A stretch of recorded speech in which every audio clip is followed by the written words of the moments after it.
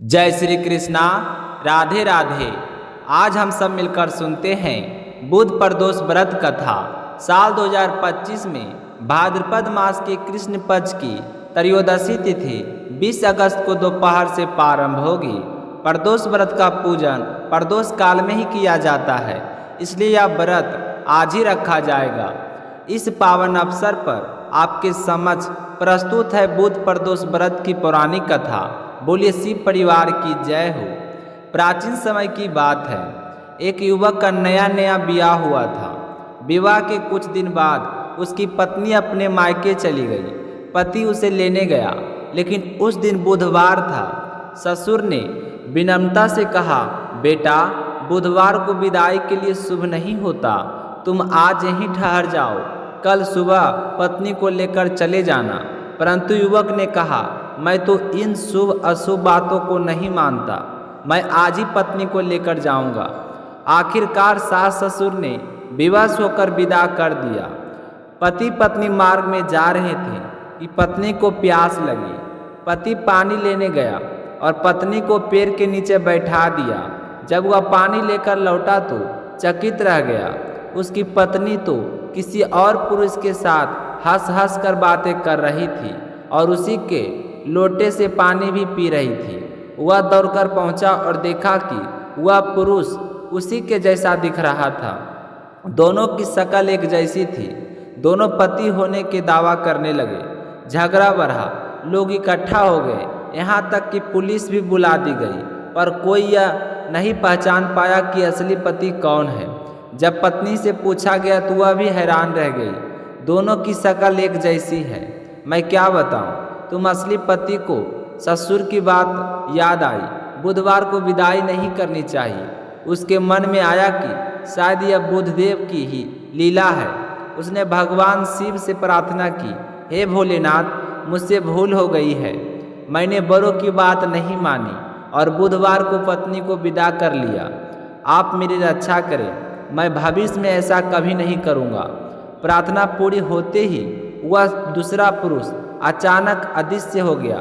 पति पत्नी सकुशल घर लौटाए। तब से उस युवक ने विधि पूर्वक प्रदोष व्रत करना शुरू कर दिया। विश्वास है कि जो भी भक्त बुध पर त्रयोदशी को प्रदोष व्रत रखता है, उसकी मनोकामनाएं पूर्ण होती है और जीवन के संकट दूर हो जाते हैं। तो अब अपने सुनेंगे एक दूसरी कथा। एक समय में एक गरीब पुजारी रहता था। अपनी पत्नी और पुत्र के साथ रहता था। पुजारी की मृत्यु के बाद उसकी पत्नी पुत्र को लेकर भीख मांगकर जीवन यापन करने लगी। एक दिन उसे विदर्भ देश का राजकुमार मिला, जो पिता की मृत्यु के बाद दर दर भटक रहा था।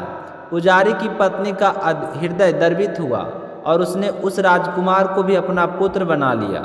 समय बीता, दोनों बालक बड़े हो गए। एक दिन पुजारी की पत्नी उन्हें लेकर सांडल्य ऋषि के आश्रम पहुंची। वहां से उसने शिव प्रदोष व्रत की विधि और कथा सुनी। हर घर आकर वह भी प्रदोष व्रत करने लगे। कुछ समय बाद राजकुमार वन में गया, जहां उसकी भेंट गंधर्व कन्या अंशुमति से हुई। दोनों में प्रेम हुआ और कन्या ने राजकुमार को अपने पिता से मिलवाया। गंधर्व राज ने उसे पहचान लिया और विवाह के लिए सहमति दे दी। विवाह संपन्न हुआ और गंधर्व राज ने विशाल सेना के साथ विदर्भ देश पर आक्रमण किया। राजकुमार ने युद्ध जीतकर अपना राज पुनः प्राप्त कर लिया। उसने पुजारी की पत्नी और उसके पुत्र को भी राजमहल में सम्मान पूर्वक स्थान दिया।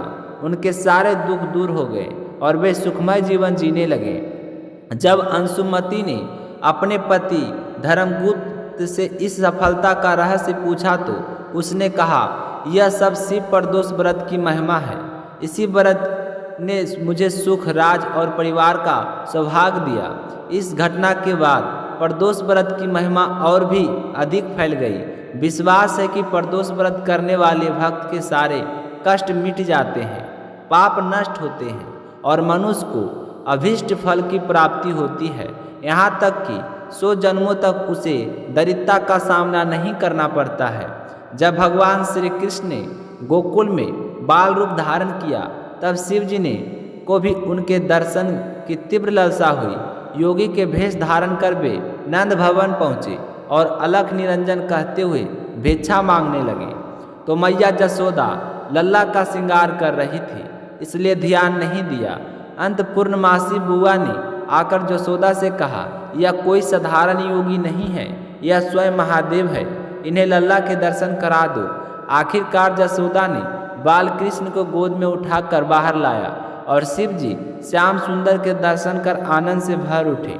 उनकी स्तुति की और अपने हृदय में आलिंगन कर लिया। देवताओं ने फूलों की वर्षा की।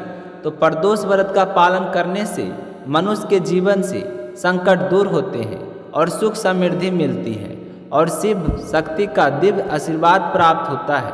यह व्रत न केवल सांसारिक इच्छाओं को भी पूर्ण करता है, बल्कि आध्यात्मिक शांति और मोक्ष का मार्ग भी प्रशस्त करता है। बोलिए भोलेनाथ की जय हो। जय श्री कृष्णा। राधे राधे।